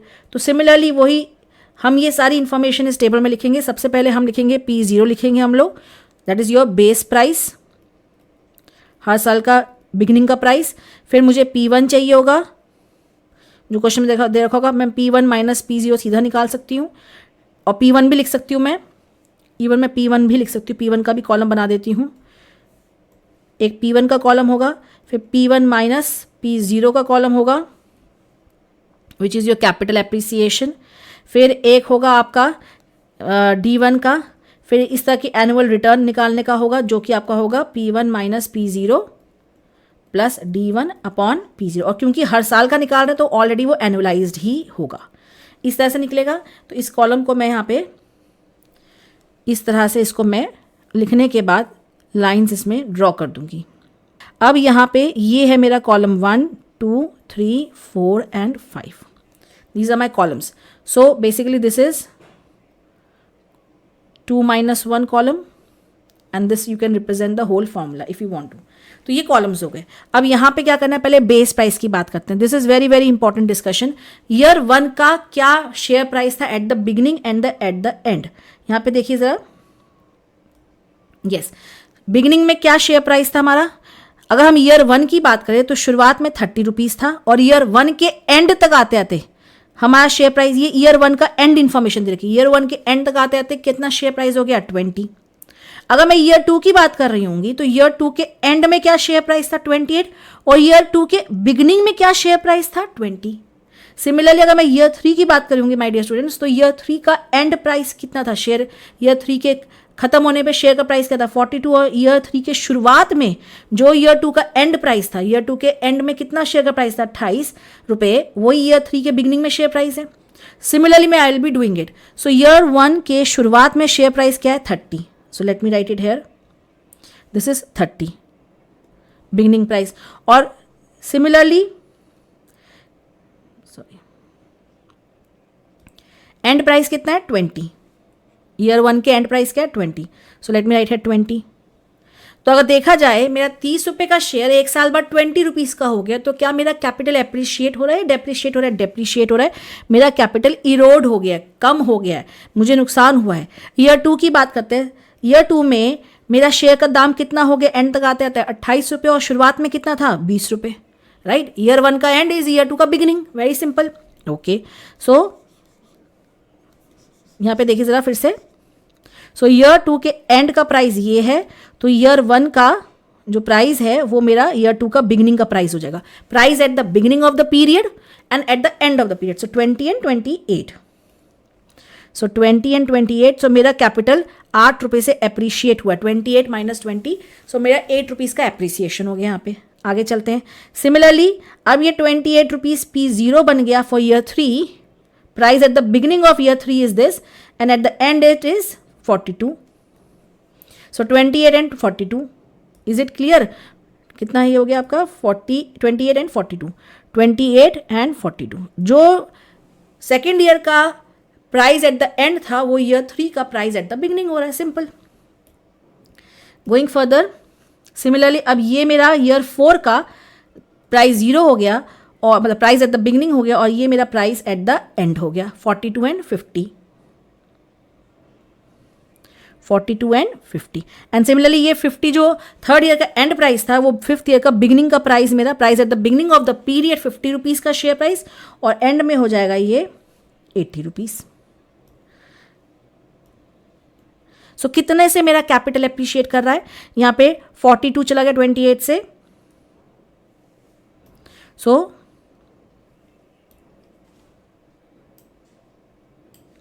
हाँ जी, सो बेसिकली 42 माइनस 28, तो ये आपका शेयर प्राइस 14 रुपये से क्या हो गया इंक्रीज हो गया। यहाँ पे 42 का शेयर 50 पे चला गया, 8 रुपये से बढ़ गया। यहाँ 50 का शेयर प्राइस 80 पे चला गया, 30 रुपीज़ से आपका कैपिटल अप्रिसिएशन हो गया। ये आपकी पहली इनकम होगी कैपिटल अप्रिसिएशन। दूसरी इनकम है आपकी डिविडेंड इनकम। अब डिविडेंड इनकम की बात करते हैं। पहले साल मेरा कितना डिविडेंड का इनकम है, पहले साल मेरा डिविडेंड का इनकम कितना है, पहले साल during the first year during the period. Obviously ये मेरी इनकम नहीं है, 1.75 मेरी इनकम नहीं है। जो इनकम एट द बिगिनिंग मिलती है जब आप इनिशियल इन्वेस्टमेंट करते हैं, वो इवन आपको मिल भी रही है तो भी आपकी इनकम नहीं है, क्योंकि उसका आपने पहले कम डिविडेंड प्राइस पे शेयर खरीदा होगा, आपने उसका पेमेंट कर दिया होगा। ये आपकी इनकम नहीं है। इनकम डिविडेंड की वो होगी जो over the period of time मिलेगी। तो फर्स्ट ईयर में over the period of time कितनी इनकम मिली हमको 1.75, तो सेम हम यहाँ लिखेंगे 1.75। सिमिलरली सेकेंड ईयर में कितनी मिली 2.50 एंड थर्ड ईयर में 3.20, 3.80 and 4.5। Similarly I am writing in the same way, 2.50 then 3.20, 3.80 and 4.50। अब मुझे यहाँ पे आप सोल्यूशन में एक और कॉलम बना रखा है, बनाना हो तो बना सकते हैं हम, वरना ना भी बनाए तो कोई दिक्कत नहीं है। रिटर्न का न्यूमरेटर अलग से दिखा रखा है, फिर उसके बाद परसेंटेज में निकाल रखा है। तो इसमें आपका रिटर्न, हाँ जी, कैपिटल एप्रिसिएशन कितना आपका, कैपिटल एप्रिसिएशन है आपका -10 यहाँ पे, और डिविडेंड इनकम कितनी है 1.75। तो मैं वही चीज़ लिखने जा रही हूँ यहाँ पे, -10 + 10 1.75, ये तो मेरा न्यूमरेटर हो गया। और मेरी लागत कितनी थी इनिशियली इस ईयर में 30 रुपीज़ इंटू 100। यहाँ तक समझ आई बात। सिमिलरली सेकेंड ईयर का अगर मैं देखूँ, ये मेरा कैपिटल एप्रिसिएशन है, ये मेरा डिविडेंड इनकम है। तो दोनों को अगर जोड़ के लिखूँ 8 प्लस 2.50 डिवाइड बाय कितना मेरी लागत थी इस पीरियड के दौरान, जो फर्स्ट ईयर के एंड में शेयर प्राइस था वही सेकेंड ईयर की बिगनिंग का शेयर प्राइस हो गया, इंटू 20 और let me divide by 20 into 100। Similarly यहाँ पे भी हम यही करेंगे। 14 is your capital appreciation, 3.20 dividend income divided by initial हमारी कितनी इस पीरियड की लागत थी, शेयर प्राइस ये रहा बेस प्राइस। फिर सिमिलरली यहाँ पे भी करेंगे, सिंपल सा क्वेश्चन है, कुछ इतना वो नहीं है। 8 प्लस 3.80 ये मेरी रिटर्न हो गई कितनी इस ईयर की शेयर प्राइस पे, इनिशियल इन्वेस्टमेंट पे, ये रहा। और सिमिलरली यहाँ पे भी दो इनकम्स हैं आपकी, 30 प्लस 4.50 डिवाइडेड बाय इनिशियल कितना इन्वेस्टमेंट है 50 इंटू 100। ये आपका रिटर्न आपने यहाँ पे निकालना है कैलकुलेटर से। कैलकुलेटर वाला काम हम करेंगे यहाँ पे अब। हाँ जी, सो 1.75 माइनस 10, अरे 1.75 माइनस 10 डिवाइड बाय 30 इंटू 100, इस तरह से कैलकुलेशन करेंगे। -27.5% आया यहाँ पे आंसर, -27.5%। सिमिलरली इसकी कैलकुलेशन करेंगे, मैं सीधा आंसर सोल्यूशन से देख के लिख रही हूँ, 52.5%, क्योंकि इस पर मुझे अभी थोड़ा सा डिस्कशन करना है। 28.1% एंड 69.0। ये जो मैंने परसेंटेज, ये जो मैंने रिटर्न निकाली है, ये रिटर्न है मेरी ऑन इन्वेस्टमेंट, राइट। ये मेरी जो रिटर्न निकाली है ये मेरी हर साल की है। ये अगर मेंशन ना भी हो तो भी बच्चों रिटर्न ऑन इन्वेस्टमेंट ही निकालना। Do not find only just the return, because when you add capital appreciation or depreciation and dividend, it is the return only, but in absolute terms you have to find in percentage terms, that to annualized, okay। अच्छा, अब दूसरा आपने return निकाल ली, हर साल की निकाल ली, annualise return आ चुकी है, ये आपका सोल्यूशन है। अब क्वेश्चन का एक बी पार्ट भी था, क्या पार्ट था वो क्वेश्चन का देखते हैं जरा। क्वेश्चन का बी पार्ट था ये देखिए क्या लिखा है, expected return. Can you see expected return? आपको एक्सपेक्टेड रिटर्न भी निकालनी है। पहला सवाल, ये जो रिटर्न आपने निकाली है हर साल की, ये रिटर्न हमको ये रिटर्न जो है ये पास्ट की है, प्रेजेंट की है, ये पास्ट रिटर्न्स हैं। These are your past returns, right. Past returns है, पिछले साल में पिछले 5 सालों के रिटर्न्स है। एक साल ये रिटर्न मिली, एक साल ये रिटर्न मिली, एक साल ये रिटर्न मिली, ये रिटर्न मिली, ये रिटर्न मिली। अब आप फ्यूचर में क्या रिटर्न एक्सपेक्ट कर रहे हैं? एक्सपेक्ट तो आप फ्यूचर के लिए करेंगे ना। आपसे कहा जा रहा है आप निकालिए कौन सी रिटर्न, एक्सपेक्टेड रिटर्न। तो क्वेश्चन ये है फ्यूचर में क्या रिटर्न एक्सपेक्ट करेंगे। अब सिंपल सा क्वेश्चन एक मैं आपसे पूछती हूँ, मान लीजिए मैंने किसी स्टूडेंट को मॉक टेस्ट दिया, और मैंने उससे करीबन 5 बार टेस्ट लिया, उसका 5 बार टेस्ट लिया, और कभी उसके 40 मार्क्स आ रहे हैं 100 में से, कभी 55 मार्क्स आ रहे हैं, कभी उसके 45 मार्क्स आ रहे हैं, कभी 60 आ रहे हैं, कभी 58 आ रहे हैं। ये मार्क्स उसके आए हैं। अब आप मुझे बताइए जब वो एग्ज़ाम देने जाएगा, फाइनल एग्ज़ाम देने जाएगा, तो उसके आप क्या मार्क्स एक्सपेक्ट करते हैं कि आएंगे? क्या उसके 90 मार्क्स आ जाएंगे? ऐसा क्या अनोखा एग्जाम वाले दिन हो जाएगा कि उसके 90 मार्क्स आ जाएंगे? जब उसका मॉक टेस्ट मैंने लिया तो उसके तो यही मार्क्स आ रहे थे ना। तो ऑब्वियस ही बात है एग्जाम में भी आप क्या एक्सपेक्ट करोगे इस स्टूडेंट से कि 90 आ जाएंगे, 80 मार्क्स आ जाएंगे? नहीं, आप ये बोलोगे कि मैम इसी के आसपास कुछ मार्क्स आएंगे इसके। So what you expect depends on the past. Past में जो रिटर्न्स आई हैं उसी का ही कुछ एवरेज आपका फ्यूचर में आएगा। सिमिलरली इस स्टूडेंट की बात करें, इस स्टूडेंट के क्या फ्यूचर में मार्क्स आप सोचते आएंगे? Very simple, 40 plus 55 plus 45 plus 60 plus 58। ये 5 बार मैंने टेस्ट लिया, 5 ऑब्जर्वेशंस हैं, नंबर ऑफ ऑब्जर्वेशंस 5 हैं। इन 5 ऑब्जर्वेशंस को डिवाइड करके 5 से डिवाइड कर दो और देख लो कितना उसका एवरेज बनता है। जो भी इसका एवरेज मार्क्स आएंगे पास डाटा का, यही आप उम्मीद कर सकते हो कि इसी के आसपास मार्क्स आएंगे। सिमिलरली क्वेश्चन आपसे पूछ रहा है जब आपके पास, लेट मी से लाइक दिस, इस समय आपके पास पास्ट के कितने साल अवेलेबल है, थोड़ा ध्यान देना, बड़ा इंपॉर्टेंट है। मैं वेटेड एवरेज, सिंपल एवरेज के कंसेप्ट पे जा रही हूँ, रिटर्न्स की बात कर रही हूँ मैं, ठीक है। बहुत ध्यान सुनना, मेरे पास 5 सालों की इंफॉर्मेशन है। फ्यूचर में क्या होगा मैं अपनी एक्सपेक्टेशन पास्ट के बेसिस पे ही बनाऊंगी। कंपनी नॉर्मल हालातों में ऐसा ही कुछ परफॉर्म करने वाली जैसे पास्ट में कर रही थी। पास्ट में कभी उसने नेगेटिव रिटर्न दी है, कभी उसने 52% दिया, कभी 61 दिया, कभी 28 दिया, कभी 69 दिया, तो इसी के आसपास भी फ्यूचर में ही देगी। तो मैं क्या करूँगी, जब इंसान के पास, ध्यान दीजिएगा, जब इंसान के पास बहुत सारी ऑब्जर्वेशंस होती हैं और उस ऑब्जर्वेशन से उसको एक सिंगल फिगर निकालनी होती है, तो बड़ा सिंपल तरीका है, आप उन सारी फिगर्स, सारी ऑब्जर्वेशंस का क्या कर लीजिए, एवरेज। एवरेज 2 तरीके से हो सकता है, एक होता है सिंपल एवरेज और एक होता है वेटेड एवरेज, ये हम सबको पता है।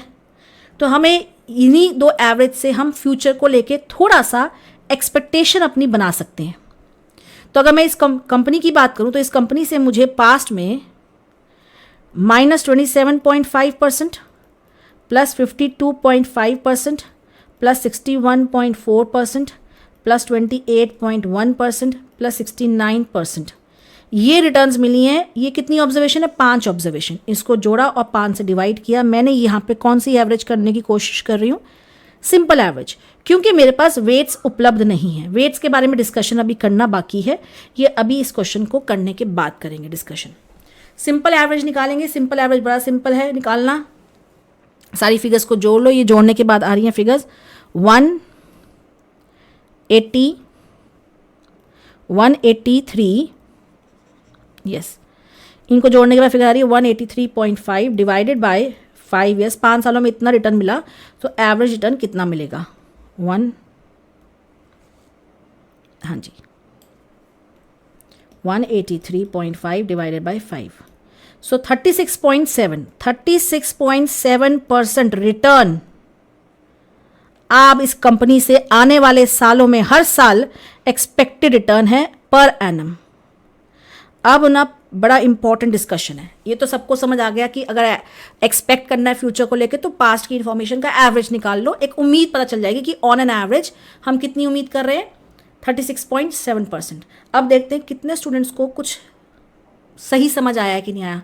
पहला क्वेश्चन, फ्यूचर में इस कंपनी से क्या रिटर्न आएगी, फ्यूचर में इस कंपनी से क्या रिटर्न आएगी, मैम आएगी ना 36.7%, ये है हम रिटर्न उम्मीद कर रहे हैं कंपनी से। भाई साहब ये उम्मीद कर रहे हैं, ये एक क्वेश्चन खत्म हो चुका है, अब मैं कुछ डिस्कशन कर रही हूँ, ठीक है। Question is done, you can see है। क्वेश्चन में 2 चीज़ें पूछी गई थी। क्वेश्चन में पूछा गया था निकालो क्या, एनुअल रिटर्न, वो मैंने निकाल ली, एक्सपेक्टेड रिटर्न भी निकाल ली। अब हम कुछ डिस्कशन करें जो बहुत इंपॉर्टेंट है और जो एक बड़ा इंपॉर्टेंट वर्ड समझाएगा। मैं पूछ रही हूँ कंपनी से फ्यूचर में क्या रिटर्न आएगी। यस मैम, कंपनी से हम उम्मीद, देखिएगा मेरा हाथ देखिएगा, हाँ जी ध्यान दीजिएगा, मेरा हाथ देखिएगा, यस, कंपनी से मैं कितनी रिटर्न की उम्मीद कर रही हूँ, दिस रिप्रेजेंट्स 36.7%। मैं कंपनी से उम्मीद कर रही हूँ कि हर साल मुझे वो ऑन एन एवरेज 36.7% रिटर्न देगी। एवरेज रिटर्न, एवरेज वर्ड क्या एक्चुअल रिटर्न होती है, क्या ये एक्चुअल होता है, answer is no, this is not equal to actual. Actual में रिटर्न या तो 27.5% मिल सकता है नेगेटिव, या 52% मिल सकता है, या 61.4 मिल सकता है, या 28.1 या 69। इसमें से जो पास्ट में हुआ है वही कुछ फ्यूचर में होगा, ऐसा हम अनुमान लगा सकते हैं, फोरकास्ट कर सकते हैं। तो मैं उम्मीद लगा के बैठी हूँ कि रिटर्न मुझे मिलेगी 30, ऑन एन एवरेज मुझे इतनी रिटर्न मिलेगी, ये मेरी एक्सपेक्टेशन है। पर सच तो ये है कि रिटर्न इससे ज़्यादा भी मिल सकती है और इससे कम भी मिल सकती है। कभी -27.5% भी मिल सकती है, कभी 61% भी मिल सकती है, हो सकता है ये भी मिल जाए। मतलब मैं जो रिटर्न की उम्मीद कर रही हूँ और जो एक्चुअल में मिलेगा उसमें मुझे डेविएशन दिख रहा है।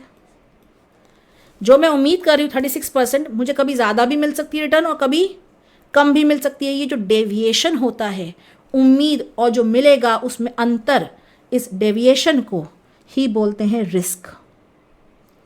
बहुत बड़ा वर्ड बोला मैंने।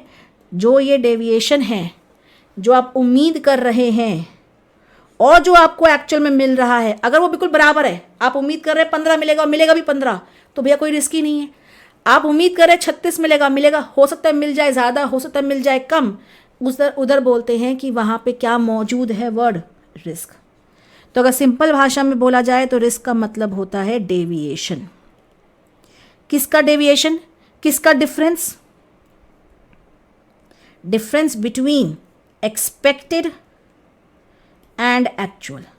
आप मानेंगे नहीं, पूरा कोर्स में यही वर्ड हम बार बार हर चीज़ को समझाने में यूज़ करने वाले कि देखो तुम उम्मीद कितनी कर रहे थे, एक्सपेक्ट कितनी कर रहे थे, मिल कितना गया या मिलेगा कितना, तो यहाँ पे डेविएशन है कि नहीं है।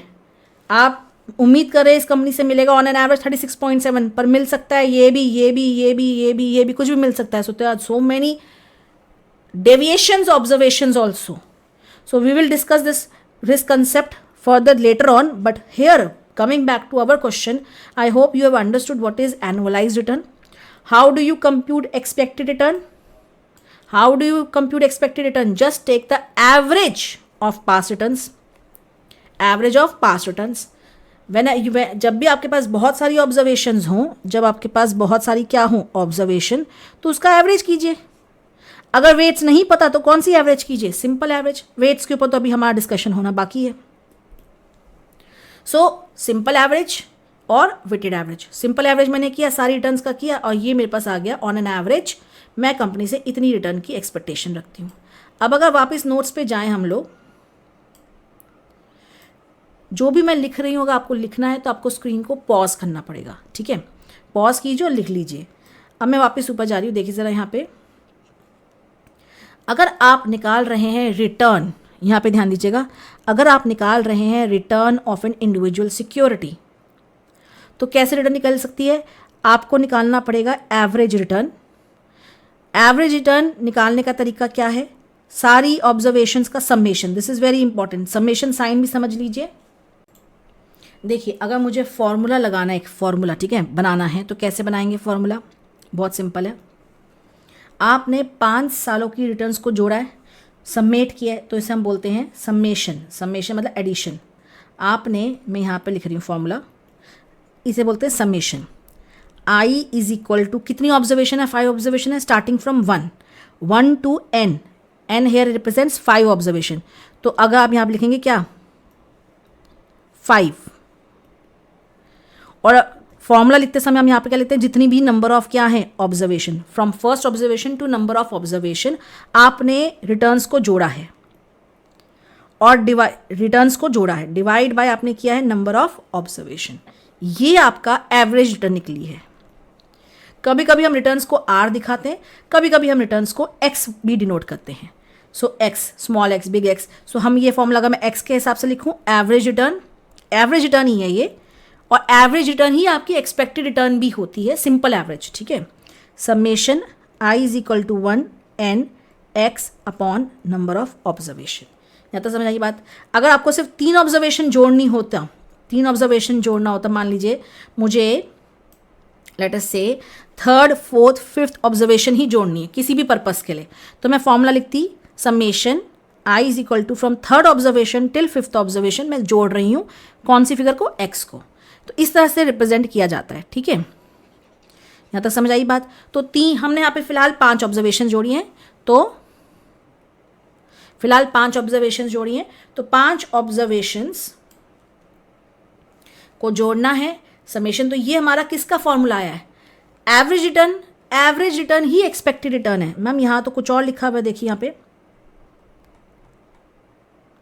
देखिए ये भी एक्सपेक्टेड रिटर्न है, ये भी एक्सपेक्टेड रिटर्न है, और ये भी एक्सपेक्टेड रिटर्न है। बस फ़र्क ये है कि ये रिटर्न, दोनों रिटर्न्स हैं, एक्सपेक्टेड रिटर्न्स ही हैं, बस ये है सिंपल एवरेज, और ये मेरा नेक्स्ट डिस्कशन होगा वेटेड एवरेज, जहाँ प्रोबेबिलिटी आ जाएगी, फ्रीक्वेंसी आ जाएगी, और वो क्या होता है उसको भी हम समझेंगे, नंबर ऑफ अकरेंसेस पे। तो अभी मैं समझा कह रहे हैं हम लोग, why it is so important to find out expected return. Obviously very simple. मैंने आपको जब कंसेप्ट पढ़ाया था, जब मैं पढ़ा रही थी इनिशियली, तो यहाँ फॉर्मूला क्या था? हम जब रिटर्न निकाल रहे हैं, कोई भी व्यक्ति आज इन्वेस्टमेंट करने की सोच रहा है, कोई भी व्यक्ति आज इन्वेस्टमेंट करने की सोच रहा है तो वो फ्यूचर की फिगर्स को फोरकास्ट ही तो करेगा ना। तो फोरकास्ट कैसे करेगा वो, फ्यूचर की इंफॉर्मेशन को प्रिडिक्ट कैसे करोगे आप? आपको कुछ नहीं करना, आप पास्ट इन्फॉर्मेशन को देखो, पास्ट इन्फॉर्मेशन का आप क्या निकालो, एवरेज निकालो पास्ट इन्फॉर्मेशन की, आपको फ्यूचर इन्फॉर्मेशन का एक प्रिडिक्शन मिल जाएगा।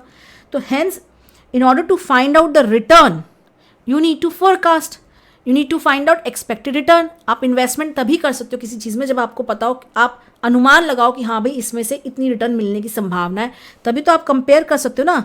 अब ये सब रिटर्न्स क्या हैं, ये अगर आपको डिसाइड करना है कि मैं XYZ में इन्वेस्ट करूँ या PQR में, तो आप अनुमान पहले पता लगाइए कि कितनी एक्सपेक्टेड आपको क्या मिलने वाली है इनसे रिटर्न, तब लगाइए, डिसाइड कीजिए कि कौन से में इन्वेस्ट करें कौन से में इन्वेस्ट ना करें। वापस आते हैं, सो हेंस पास्ट रिटर्न्स दे भी रखी हो तो आप पास्ट रिटर्न्स का क्या करेंगे, अब हमने सीख लिया अगर पास्ट रिटर्न्स दे भी रखी हैं तो पास्ट रिटर्न्स का आप पहले निकालेंगे क्या, एवरेज, सिंपल एवरेज या weighted average depending upon the question.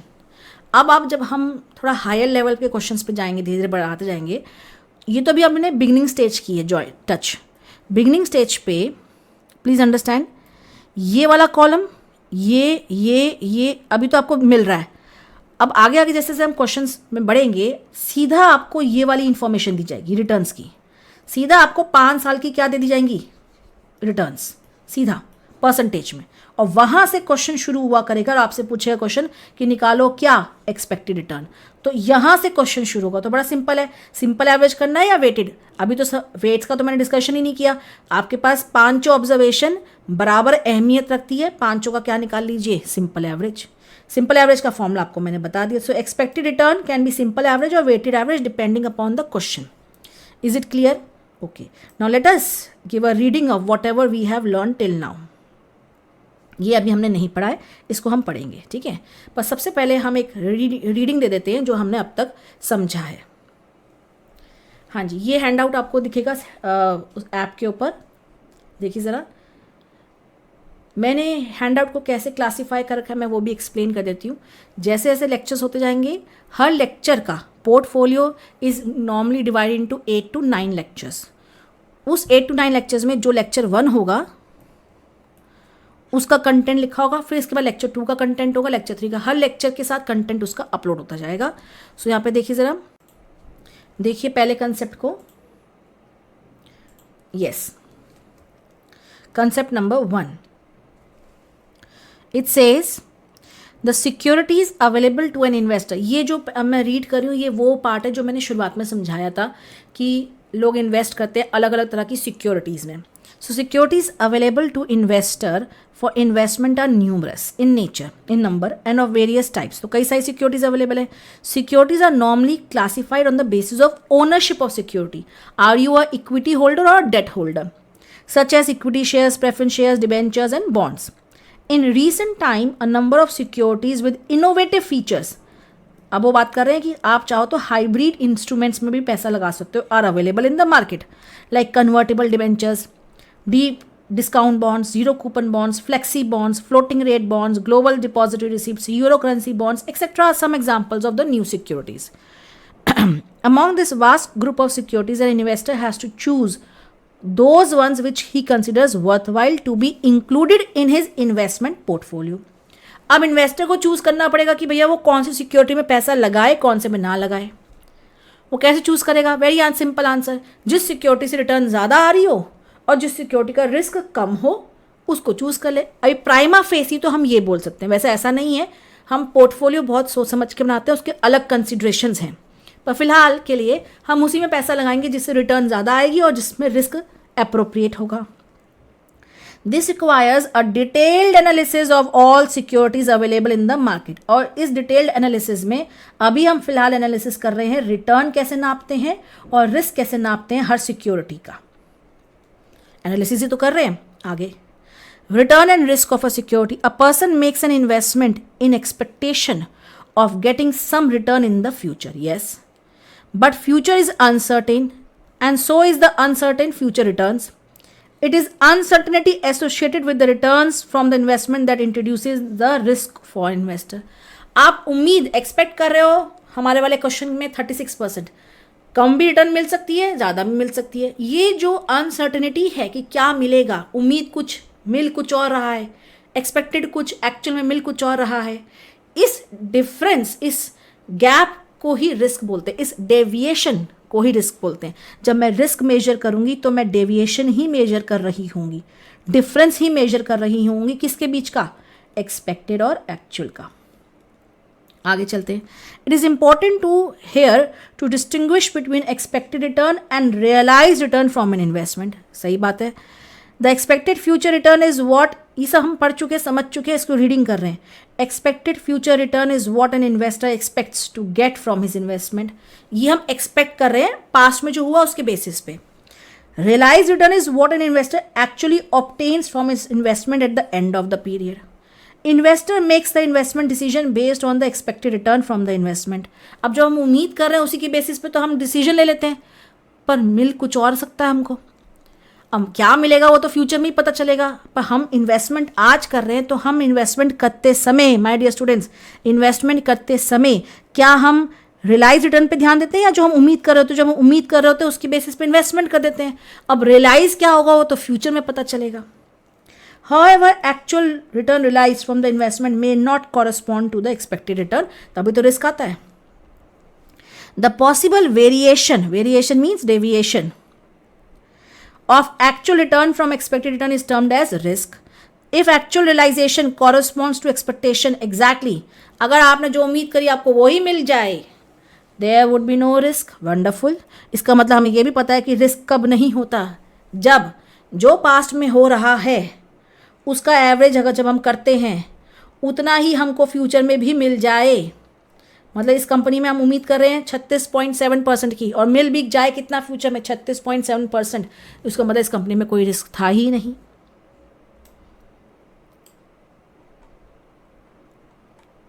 हाँ जी,